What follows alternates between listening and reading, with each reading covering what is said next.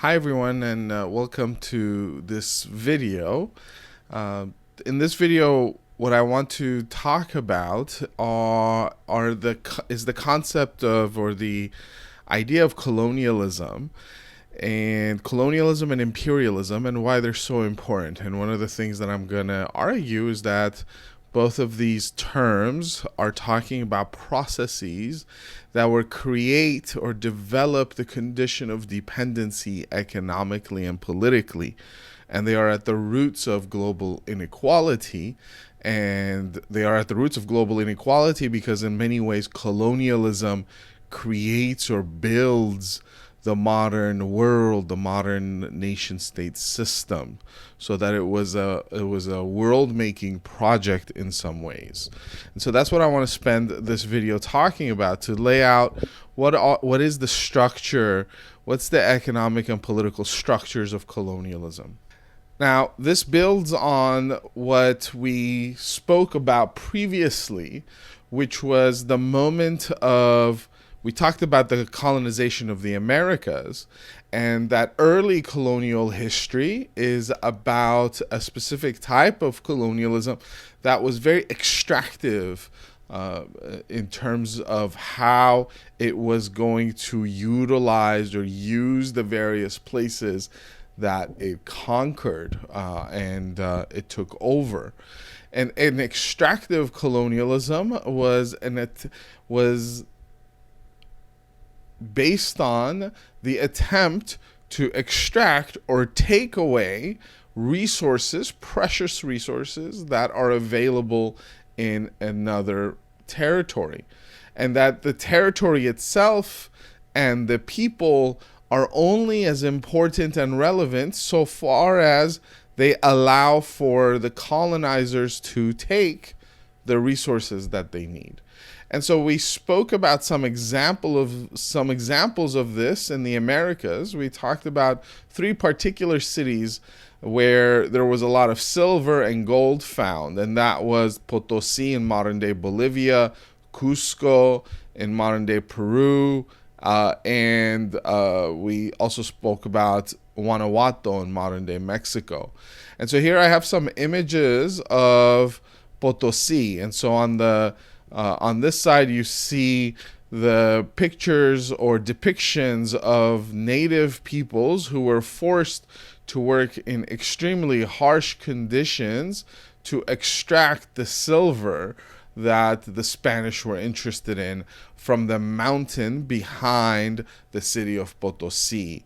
And on this side, you see churches that were built by the feudal lords who were enriched by this extraction of the silver. Now, most of the money, we said, left for Spain, and through Spain it went to the merchants and emerging kind of capitalists in England, France, in what is today England, France, and the Netherlands.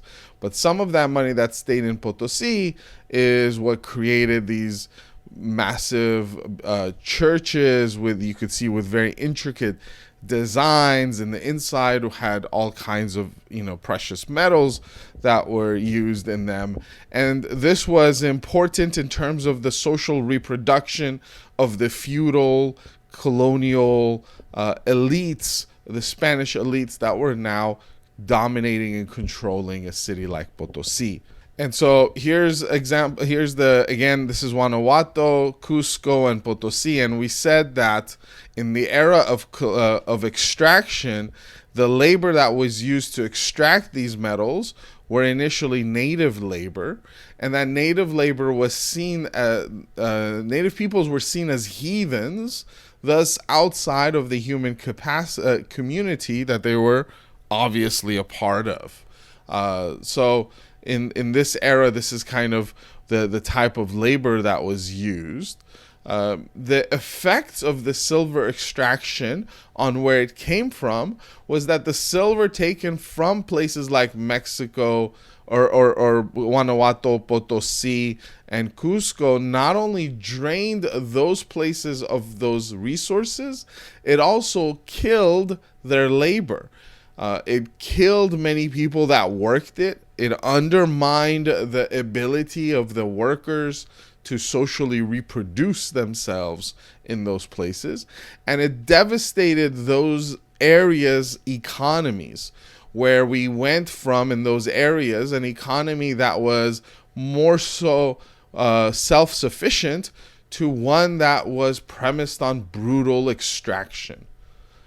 And then as a result of that, it created a sustained feudal relationship in those territories between those who now are going to dominate those societies that happen to be the colonial Spanish settlers and the rest of the population. And so as a result of this process, you have the decimation of native populations. We're talking again in the order of millions of people. So this is just an immense a process of in terms of magnitude. It's hard to imagine the amount of suffering and brutality that it brought on the scale that it did. Also, once these native populations are recognized as having souls and thus could be converted, this also meant that they technically couldn't be slaves. And this, in addition to the fact that the native populations was being decimated, created the economic conditions for a very profitable new industry to emerge, which was the importation of people as property, or slavery. And so after the era of an extractive colonialism, we start to see another era appear, which was the creation of economies that revolved around the export of specific agricultural crops. Specific agricultural crops that were, for different reasons, very expensive, and thus the exportation of them, so the cultivation and the selling of those crops became extremely profitable. These were things like cotton, coffee, cacao, tobacco, sugar, and others. And in all of these different productions, the African labor that was brought in to work for free, meaning they were enslaved, that African labor is going to be very important, crucial to the production of these crops. And so, we have, these are some pictures from the Caribbean in terms of some of these workers who were forced to work in these fields. I mean, the fact that, we have pictures of these folks, if you cannot, it's hard for people to imagine that this was not that long ago. We like to have this imaginative impulse to say that, oh, this happened so far away from now. It happened so long ago that we're talking about something that has no relationship to us now. Where in fact, it actually it does not happen that long ago if we're thinking about it in historical terms. And the amount of wealth that was that was generated as a result of slavery and slave labor is one that is paying dividends now.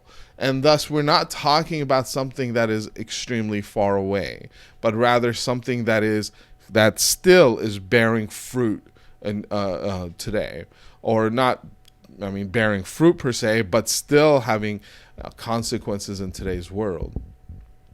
And thus African labor is going to be crucial for the development again of the wealth that is going to be invested in all kinds of activities, and again that is still, we are seeing the impacts of, that is still paying dividends today.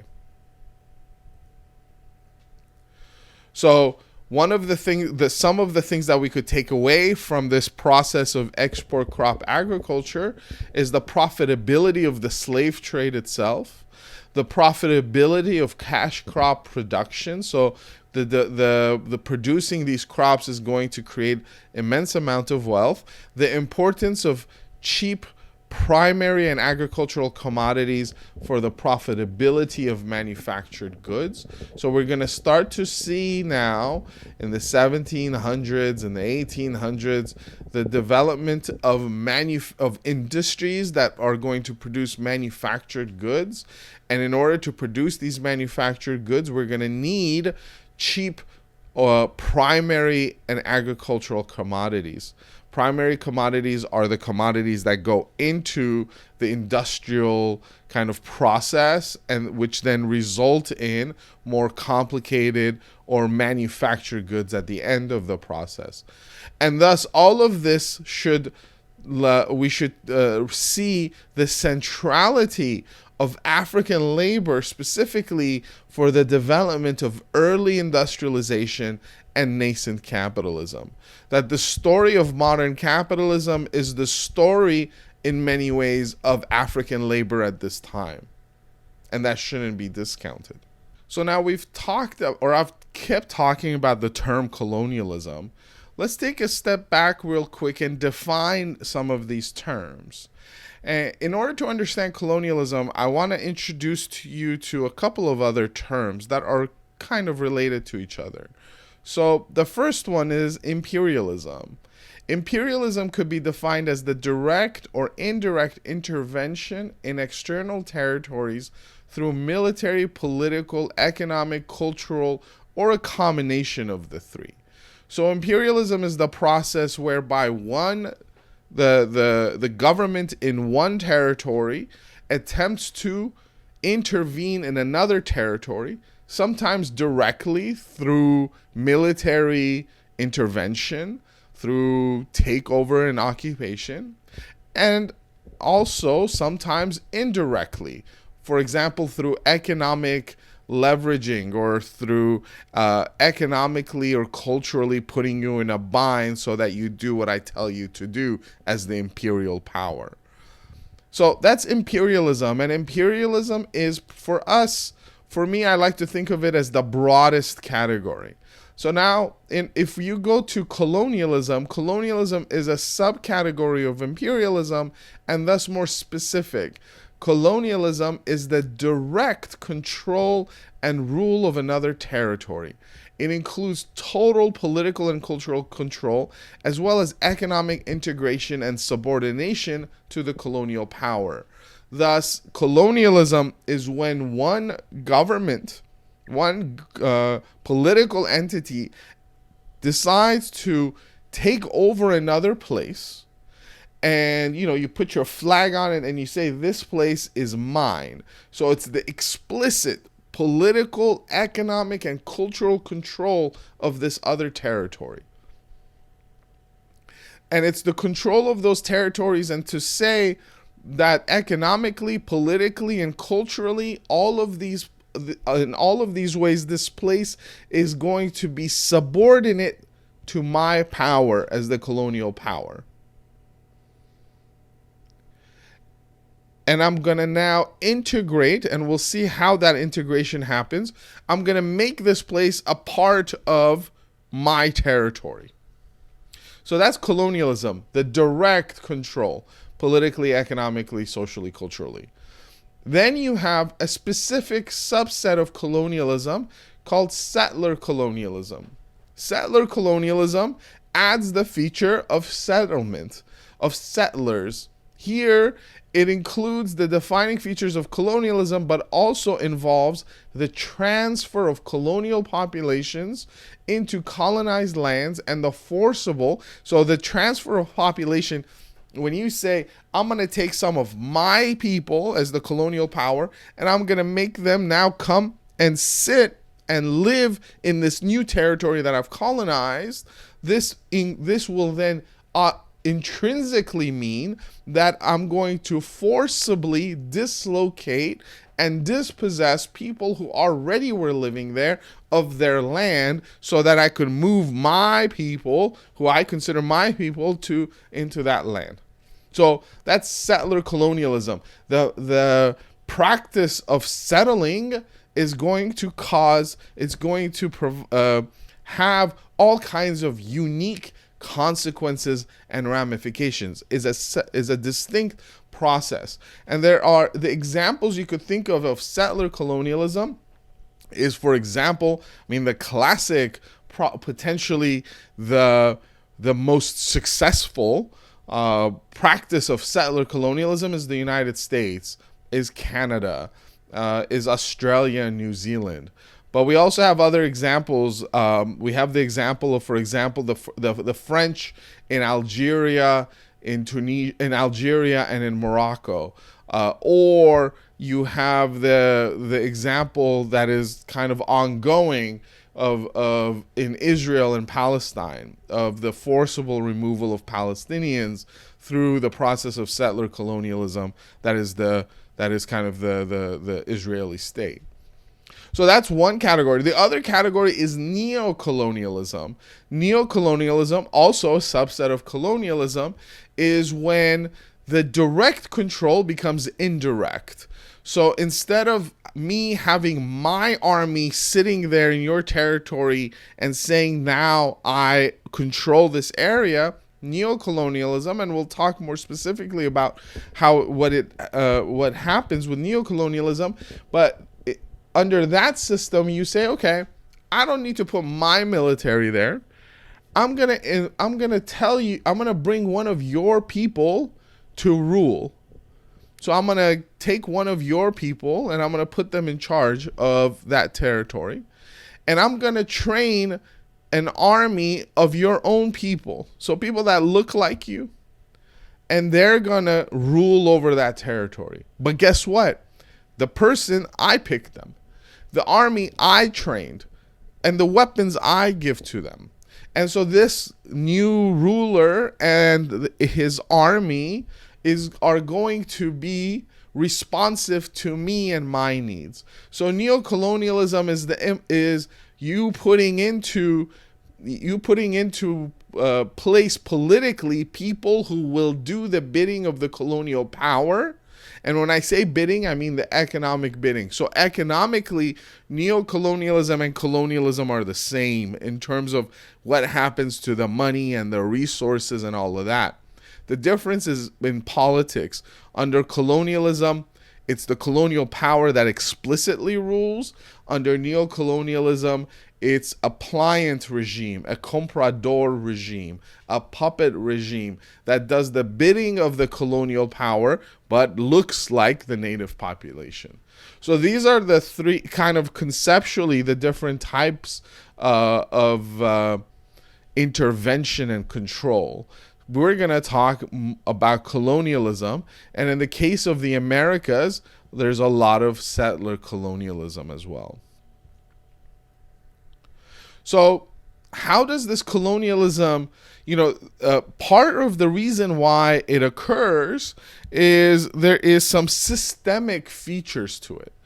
So under feudalism itself as an economic system was very expansionary. In Europe, expansion takes place in order to expand the power of the lords, because every lord, in order to become stronger, every lord seeks out more serfs and peasants. Thus, there's an attempt to take over more land and more spaces and incorporate more peasants and serfs into the power of the feudal lord. And there's an attempt to unify subjects under a ruling monarchy. So feudalism in some ways is expansionary. Capitalism, which takes over for feudalism, is also expansionary, but its expansion takes place for a different reason. The expansion takes place to expand profits, and it expands in order to alleviate some structural tensions inherent within it, which then also means that capitalism itself is an expansionary system. It's an expansionary system. We talked about capitalism is expansionary from the perspective of profits. It's always attempting to generate more profits. Not only is it attempting to generate more profits, it's attempting to increase the rate at which it produces profits, but it's also expansionary in terms of space or geography, as it attempts to take over new places that it's going to bring into the logic of the marketplace and the logic of profit accumulation.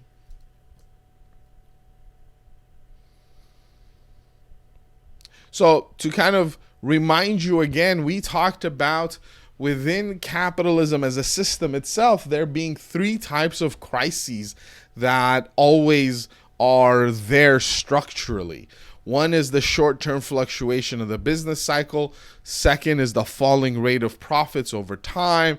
And third is this kind of contradiction between the point of production when you want to lower wages and the point of consumption in which you want everybody to be able to buy the stuff that you made.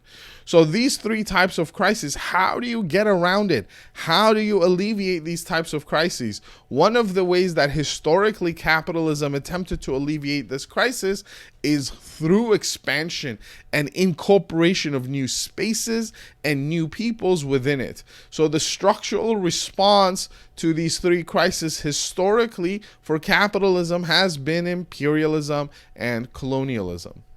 So here I have two maps, one of the Americas and one of Africa. So if you look, colonialism, this is why it's so important to understand colonialism. If we want to understand the world today, if you don't go back to colonialism, then you really aren't understanding what's happening. Because the world today is a function of what happened under colonialism. So within the Americas, you could see that all of these territories are going to be controlled by various European powers and Russia for a brief period as well.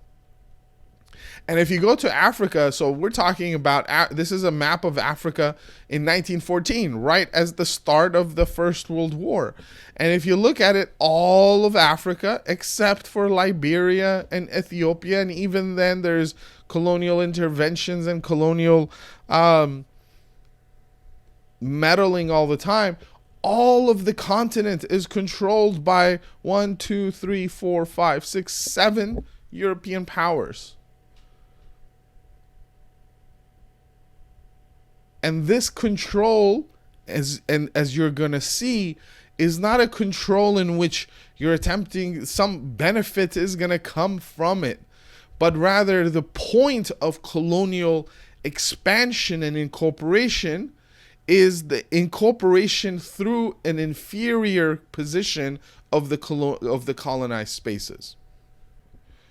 So as a result of colonialism and imperialism, in other words, the incessant need of the capitalist system to expand, over the centuries, what was created is a world that is distinguished between or categorized between core and periphery. The core countries referred to the capitalist countries, the industrialized countries, many of whom were colonial countries. On the other hand, there was a periphery that was created, those that were colonized and were integrated into capitalism under the conditions of dependent development. So what is core and what is periphery and what is dependency? So let's get into that. So when we're talking about core and periphery, we're talking about two different geographic spaces. When we're talking about core and periphery, we're talking about two countries, let's say. One for sure. So you have a core country. The core country is the colonial country, is the country that is doing the colonizing, most likely, historically speaking. And this colonizing country colonizes this other place. And now this other place starts to become a periphery to the core, right? So if you think about what the terms mean. So if you have core and periphery, you should think about it as you have one kind of system or one system. Let's think about it as one economic system. And this economic system has a core, has a center, and then it has the periphery. The function, what defines the core as the core, is that core countries are the ones that are industrialized, and thus some of their main economic activities revolve around the production of manufactured products. So they make manufacture products, and those products are then sold within the core country itself and also sold to the periphery. And then the periphery, on the other hand, what it does is that it produces primary products and agricultural products. By primary products, we mean the raw resources that go into the manufactured products. So primary products could be things like stuff that you extract, like minerals. That could be a primary product, or it could be stuff that you make that then you have to manufacture later on. So if you're thinking about clothes, for example, you could be making cotton to be weaved, or you could be making, wool from sheep. So those are all primary products that then need to go into a production facility in order to get them from that state into a fabric that could be used to make shirts or other things.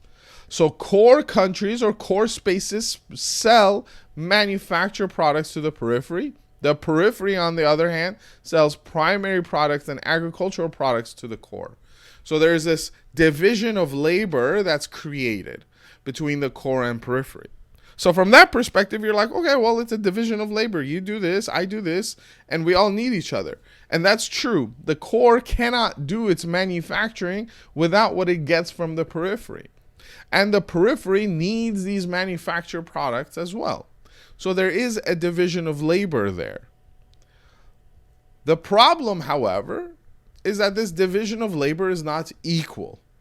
So this is what this gentleman, this Argentinian economist, his name is Raul Prebisch, comes up with. And he says he's going to go back and he's going to trace the price over time of industrial goods and agricultural goods and primary products. Let's see their price of these things over time. And what he lays out is that over time, prices are going up for all of these different products. But industrial or manufactured goods, the price of manufactured goods is going up at a much higher rate than agricultural goods and primary goods.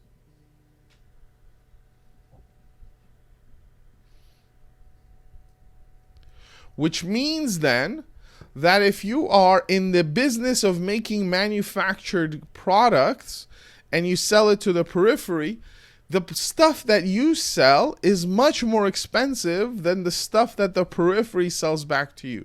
So as the core country, what I'm selling is so much more expensive than what I'm importing.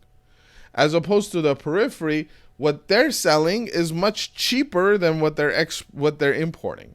So that if you're in the periphery, no matter how good you are at making the stuff that you make, in the relationship that you're stuck in with the core, you will constantly do worse.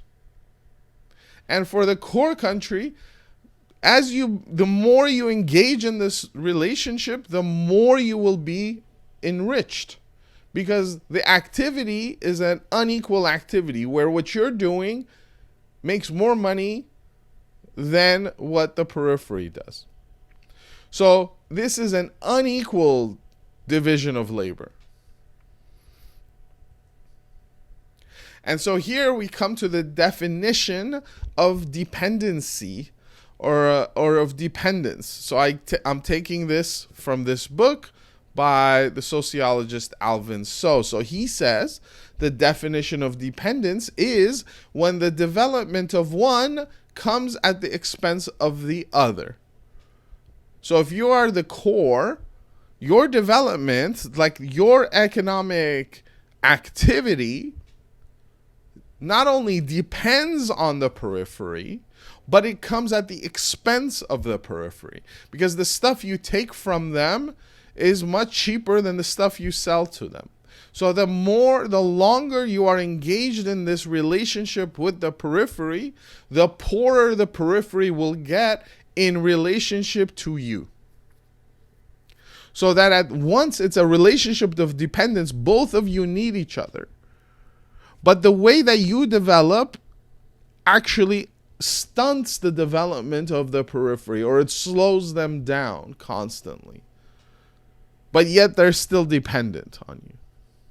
So the transfer of economic surplus then, if you remember when we talked about the point of production in a capitalist factory, surplus is taken, or economic value or profits are generated from the labor of the worker that he doesn't get paid for, because the worker gets paid for how much it takes to keep them coming back to work, as opposed to how much value that they create. So value is generated from the worker for the capitalist. But at a global level, what also happens is that there's a transfer. This transfer of wealth from the periphery to the core.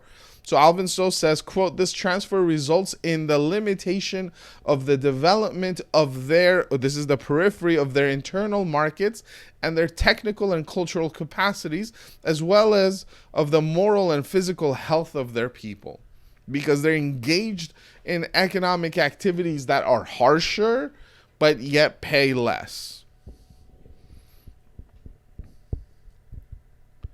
So that the creation of the periphery by the core is a result of overproduction and overaccumulation. Meaning that as you produce in the core and you keep producing, you need the periphery, you need new spaces to sell to. You need new spaces to create markets.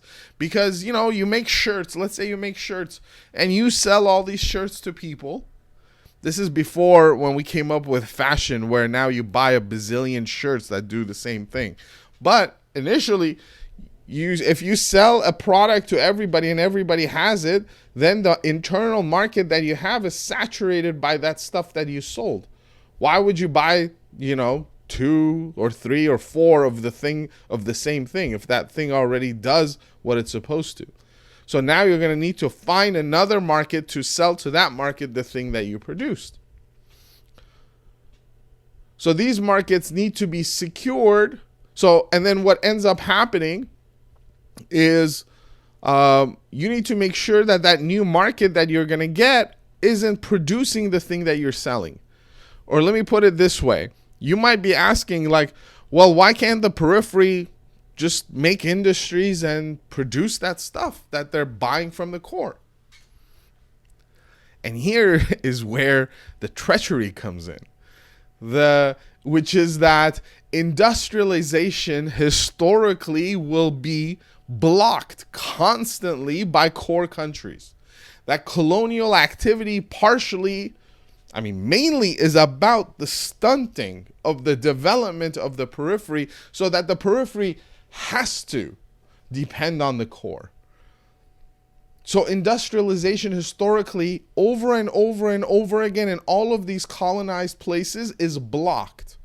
It's not like colonized peoples are stupid. They're looking at what's happening and they don't get the fact that what they're buying is more expensive than what they're selling. But every time in colonized countries, even in countries that gain independence and then they attempt to industrialize, core countries block them. They block them sometimes by not giving them technology or know-how. They block them by forcibly blocking them. We'll invade you and not let you do the thing you're doing. This happens in the Americas. It happens in a place like Paraguay. It happens in Egypt under Mehmed Ali Pasha in the 1800s, where the British invade because he attempts to industrialize. And you're like, no, you're not going to do that. Meaning that the periphery is forcibly retained as an agricultural economy and a resource extraction economy. And this is the point here. It's retained not due to their culture or who they are or how frugal they are or how good they are in terms of entrepreneurship, but they are retained as agricultural producers and producers of primary products due to the international structure of the political economy of colonialism. It is colonialism and imperialism that's going to force them to remain in a division of labor that is hierarchical, in which the core benefits at the expense of the periphery. What we end up having is we're going to end up having different core countries. So all of these are different core powers. And these core countries, through colonialism and imperialism, what they end up trying to get is they go around the world trying to colonize and trying to integrate different peripheral countries then into their economic orbit, their economic and political orbit, so that every core country is going to have its own little peripheries. And these peripheries are going to be integrated, meaning that they're going to become part and parcel of the economic and political system, but really the economic system of the core countries. And in fact, what you end up having is imperial trading zones, meaning that this periphery cannot trade with this periphery. So if you were colonized by the British, you cannot all of a sudden, that territory cannot all of a sudden start trading with a territory that's colonized by the French. If you're colonized by the British, even after independence, you're supposed to trade with Britain. You can't trade with France. Not only can't you trade with France, you can't trade with a place that is colonized by France. So this is part of the reason why that map that I showed you about Africa, where all of the African continents are colonized by different countries, that is because there is going to be this intense competition between these core countries, each wanting to accumulate more of these satellites, more of these peripheries that are going to be in their orbit. So every core country is looking to expand this economic orbit that they have and to exclude others from being able to trade and having relationships with their respective peripheries. So the world is going to be divided up into these kinds of imperial zones. Oh, here's the British. Here are the Italians. The Italians are like this because they didn't have as much. Here's the French. Here are the Germans. And this dependent development, there are different methods. And if you're reading Galeano this week, Galeano talks about different ways in which dependency was created and different ways in which dependency was sustained. So one of them is going to be monoculture, where you're gonna be forced to only produce one type of cash crop that's going to make money for the colonial power. You're going to have slave trade and slave labor. That's going to produce immense amount of wealth for those who are engaged in that economic activity. There is going to be price controls that are going to be set up where you drive down the prices of agricultural products, you drive down the prices of raw materials, so that because you, as the producer of manufactured goods, if you could drive down the price of raw materials, then you could make more profits. There's going to be the creation of economic enclaves, where you go in specifically to control a specific area that is beneficial to you, and you don't really care about the rest of the places that exist. And there's going to be, of course, imperial trading preferences, which I just talked about. So as a result of this process of dependent development, there's going to be, this is a graph that I got from the Andre Gunderfrank's thesis, which is that, quote, a whole chain of constellation of metropolises and satellites are established to extract economic surplus in the form of raw materials, minerals, commodities, and profits from third world villages to local capitals, to regional capitals, to national capitals, and finally to cities of Western countries. So imagine, so what that means is that this creation of this dependency is also one in which is extractive. So that, I mean, there's a circuit, you're buying and you're selling things, but what you're selling, if you're from the perspective of the periphery, doesn't really make as much. You're losing in that relationship because what you're selling is cheaper than what you're buying. So what that means is that at the apex of this relationship is the metropolis, is the capitals in Western Europe. And then these capitals in Western Europe are then connected to the capitals in the satellite. So if you think about, for example, let's think about England and India. Most of modern day England, a lot of the wealth that it has and a lot of the power that it has was through the devastation that it brought to all of South Asia. So let's look, for example, at modern day India. So, there was a city, now it's called Mumbai. Back during British colonialism, it was called Bombay. So here's London here, and then here's Bombay. So Bombay is a city in India. It's part in the satellite, but all the stuff, a lot of the goods from smaller villages in India would then travel to a place like Bombay. Bombay had some of the places to gather and send, like ports to send this stuff out. It also had where banks from England and the companies from England would set up shop, and also would have kind of the political centers of power as well. So that the villages and smaller cities would send all their stuff to Bombay, and Bombay would send it to a place like London. So what that meant was, Bombay looked a lot nicer than these smaller cities and villages. And then on the other hand, though, Bombay did not look nearly as nice as London in terms of infrastructure, money, and its development. So that this is a process through which, it's a hierarchical process that also generates a hierarchical kind of development of infrastructure and progress physically in the spaces. So that the colonial world, the core periphery world, it looks like kind of how our cardiovascular system is set up. So here you have the heart. The veins and the arteries closer to the heart are much larger. And the farther you get away from the heart, from the metropolis, the smaller and smaller the veins and the arteries get, right? So so in the same way, this is how this works.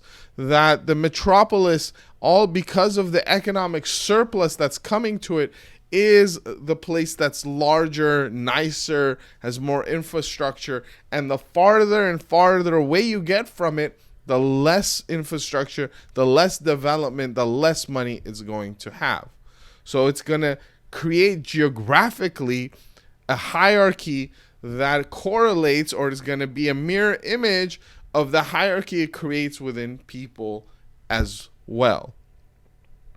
So this means that, again, anytime you see a place like, you go to these Western capitals and you could be awed by how beautiful they are or how wealthy they look, you should think about, what is the other country, what is the other city that was connected to this city, in which it was through the same process in which a place like London or Paris became enriched.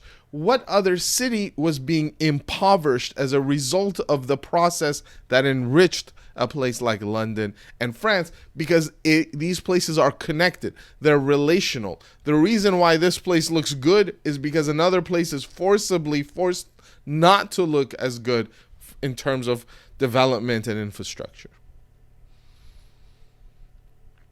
So here's a quote that maybe is a good way of articulating the consequences of dependent development. It's by Walter Rodney, who writes a famous book called How Europe Underdeveloped Africa. Walter Rodney says, quote, colonial Africa fell within the part of the international capitalist economy from which surplus or profit was drawn to feed the metropolitan sector. Colonialism then was not merely a system of exploitation, but one whose essential purpose was to repatriate the profits to the so-called mother country. From an African viewpoint, that amounted to consistent expatriation of surplus produced by African labor out of African resources.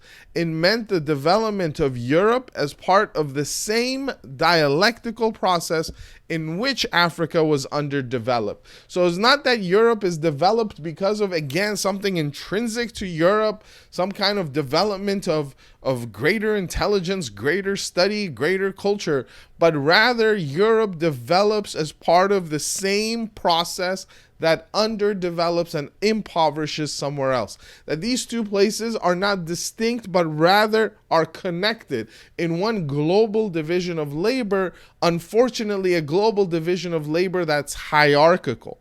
Hierarchical economically, one will always do better than the other. And the justification of why one does better than the other is going to be racialized. And thus, here race and class, or race and the economy, are going to come into contact yet again. This is the story of the creation of the modern world. If you are someone who's living in the periphery, if you are someone who is colonized, you're not blind to the process. You're seeing what's happening in front of you. And so colonialism, from the moment of the landing of Columbus on what he calls Hispaniola, all the way until today, colonialism has always been resisted. That colonized peoples always resisted their conditions. And because it was resisted, colonialism itself required always a brutal suppression of indigenous populations. That colonialism cannot but be brutal. Colonialism cannot help itself not to be violent, because you cannot take from people the resources that they need, the resources that they've always had. You cannot come and take over land that they had without a fight. And so colonialism is a form of power that always requires brutality and suppression. And it's always, because it's a form of unjust power, that also means that it always has to face against resistance. In the case of many indigenous peoples of Americas, there were mass exterminations. Right? There was genocide. Slavery then was a way to deal with the lack of labor in those areas, and also a desire for better and less rebellious labor. And so in order to replace the labor that was exterminated, another group of people were also exterminated. I mean, the number of slaves that die on the way to the Americas, for example, makes the Atlantic one of the largest cemeteries in the world. Just like today, the Mediterranean is becoming a cemetery for thousands and thousands and thousands of migrants who are moving for new economic and political reasons that also have their roots back to kind of this colonial era. So here's a picture of one of these folks who resisted colonial occupation. His name is Omar al-Mukhtar. He's a Libyan anti-colonial fighter, and these are the Italians who finally were able to catch Omar al-Mukhtar, who was a teacher, who was able to organize an extremely successful and resistance in what is modern-day Libya against the Italian occupation and colonial activity there. So then politically, because the colonial regimes attempt to create a government. And in fact, they're going to say one of the reasons why you should like colonialism is because colonialism is going to give you, is going to teach you how to govern yourself. I mean, look, you savages, you heathens, you colonized peoples. One of the reasons why you're colonized is because you just aren't good at what you do. So we're here not just to colonize you, but we're here to teach you how to rule yourself. That's going to be, what's stated. In the U.S., people talked about the white man's burden, that manifest destiny, or this move to colonize and settle all the lands in what is today the United States of America, the frontiers. The reason why we did that was for the good of the indigenous population. It was our destiny. We were manifesting our destiny, and it was hard. It was hard to get rid of and to dislocate and dispossess the native peoples, but we're really doing it for their own good. It's our burden. So clearly that was not the case. And the goal of governments when it comes to colonialism, the goal of government was stability and order. Let me repeat that. The goal of government under colonialism is two things: stability and order. Nothing else. Stability and order. It's not to benefit the people. It's stability and order. It's not to produce some kind of democracy or justice. It's stability and order. And stability and order for whom?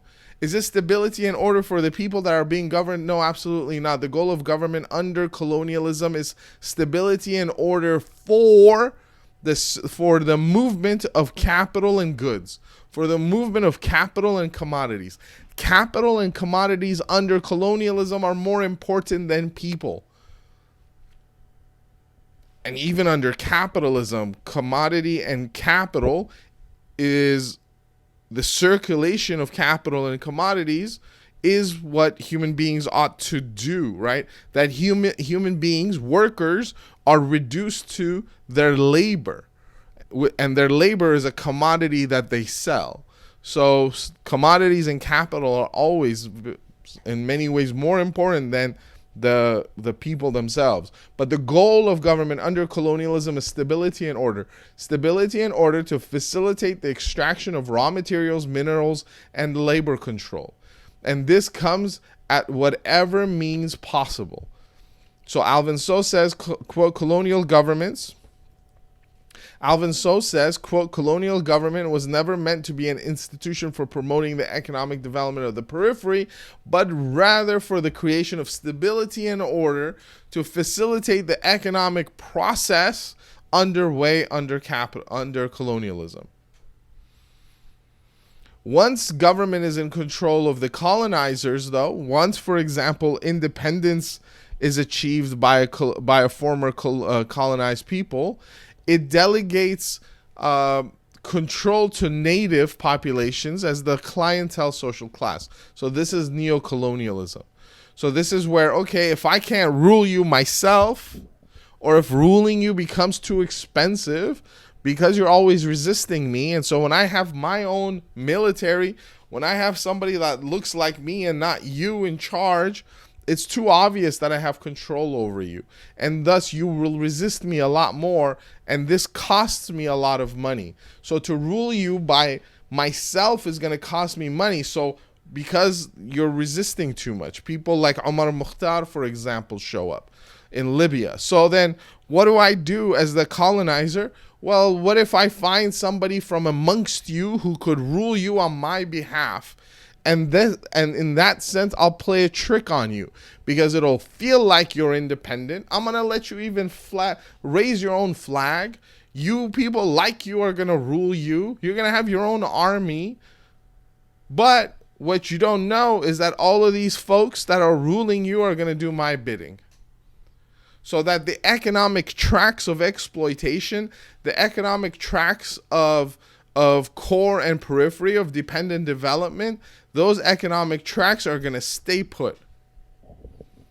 What's going to change is only politically who looks like they are in charge.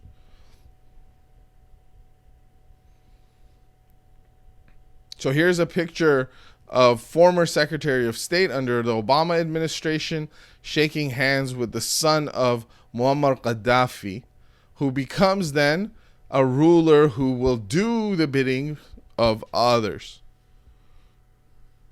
In many places, in places like Iraq, for example, when the British were controlling Iraq, what they did was give power to landlords, to feudal lords. And they told the feudal lords, like, okay, hey, why don't you, I'll give you power, I'll let you sit in the parliament, and in return, you subdue your own population, control the population, create stability and order so that I could retain the same economic tracks. Look, folks, that there's a reason why governments like the United States or Britain supported and support dictators, supported military rulers for a long time. In the 20th century, look at the colonized spaces, all of these military rulers after military rulers after military rulers, dictators after dictators after dictators. Why does the US do that? It does that because the military is really good at doing what? Enforcing stability and order. If there is disorder, the military knows what to do. A dictator knows what to do. And so it's like, all right, I'm going to support you. You keep this place calm. And by you keeping this place calm, the economy that's happening underneath could keep functioning. So under colonialism, politics and governance is about stability and order for the flow of commodities and capital.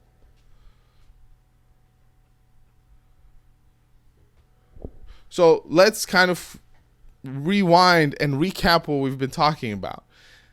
Economically, the colonialism means the economic development of the colonial country is going to come at the expense of colonized territories. That means through resource extraction, through cheapening the wages of workers, as well as indentured servitude and slavery. This means through imposing economic laws that hinder economic development. Like, for example, you cannot produce industries. You could only provide agricultural products or primary products. Politically, this means control over the territory explicitly through colonialism. Or it could mean rule by those colonizing. It means this disempowerment and political subjugation of the colonized. It means segregation, political apartheid, and overt legal racism. Right here, we're talking about racial supremacy, then of creating racialized hierarchies. This is white supremacy, right? The saying that there is something called whiteness that is what describes Western European colonizers, and because of that, they are able to tap into this more knowledgeable culture. They have better ability of governing, they have better ability of engaging in the economy, and thus, because of their superiority, their inherent intrinsic superiority, they ought to rule and they ought to tutor you and help you at best so that you could be just like them, because now you are inferior inherently and intrinsically. That is white supremacy. And to recap then, dependency. So I've been talking you through a theory called the dependency theory that actually emerges out of Latin America, out of the Americas in the 40s and the 50s. It's going to argue then that the development of one, the development of core, comes at the expense of the other, at the expense of the periphery. It's going to argue that there's going to be a metropolis satellite hierarchy, and thus globally, there is surplus extraction from the satellite to the metropolis. It's going to argue that there's a creation of a pliant, corrupt colonial regime. Pliant and corrupt, meaning the colonial regime is dependent on and is always doing the bidding of the colonial power in the metropolis. That is going to create a relationship of codependence. everybody's dependent on each other, but someone is always doing better than the other one in this relationship of codependence. It's going to say that underdevelopment is a consequence of development for others. That the world, that you don't have someone is developing and the other one is developed. That the person who is underdeveloped, they are underdeveloped because this other person is developed. And thus, it's going to argue that the game is rigged against the so-called third world, that the game is rigged against the periphery, the game is rigged against the colonized, against the periphery. No matter what you do, you're going to be stuck at a worse place. That it is wrong then to assume that doing the right thing will get you to be developed. Rather, the problem is that you're stuck in a system in which the developed are developed because they are making you poor. That the rich are rich because they are forcing you to be poor and thus taking your resources and value and making it theirs. They are dispossessing you, in a sense, right? Dispossession is gonna be is important in is how capital and how money is accumulated.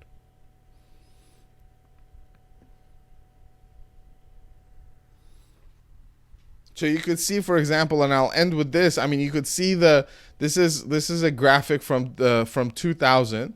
It shows gross domestic product per capita.